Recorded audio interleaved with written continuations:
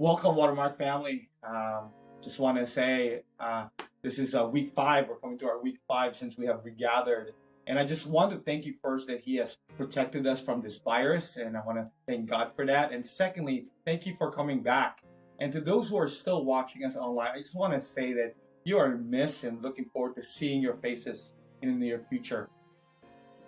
For this Sunday, I just want to give some preview and I tell you that one of the most painful ministries in the church is discipleship. Loving people will cost you.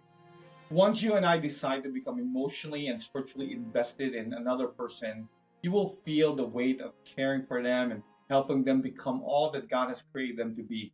My wife and I were married for a year before we had our son. That year was a great time for us to build our relationship. Most of our activities centered around what we wanted to do.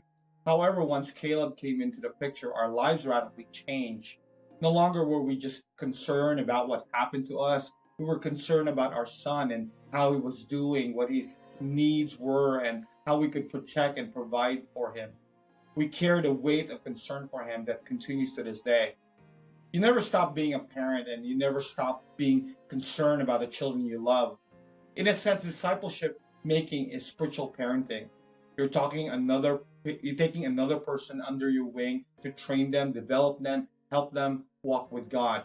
You are their spiritual parent, and that's a wonderful thing and a wonderful role that comes with a weight of concern for those you disciple. The Apostle Paul felt this weight concern for the people into whom he poured his life to. The church at Corinth was a church near and dear to Paul's heart. He founded the church during his second missionary journey, as detailed for us in Acts 18.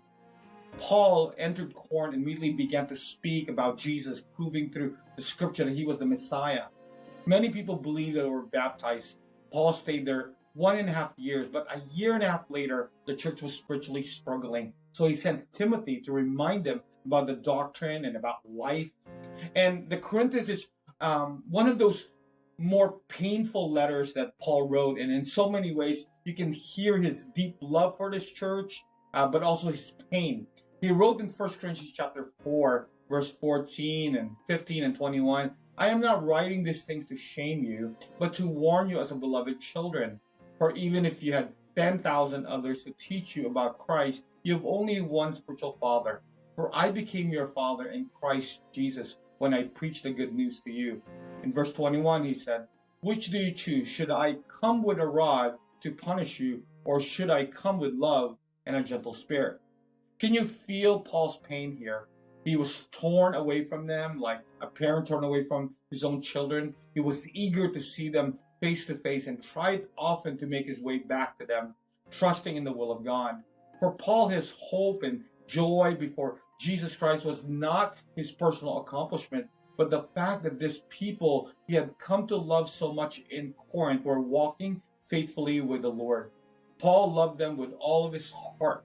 So I want to invite you to this Sunday, Father's Day, at 9:15 or 10:45, as we explore what a spiritual parenting looked like, what discipleship looked like. Looking forward to not only seeing you, but especially worshiping God with you. May the Lord bless you, keep you. May the Lord make his face to shine on you and be gracious to you. May the Lord lift up his countenance on you and give you peace. God willing, I will see you Sunday on the Lord's Day. May God bless you.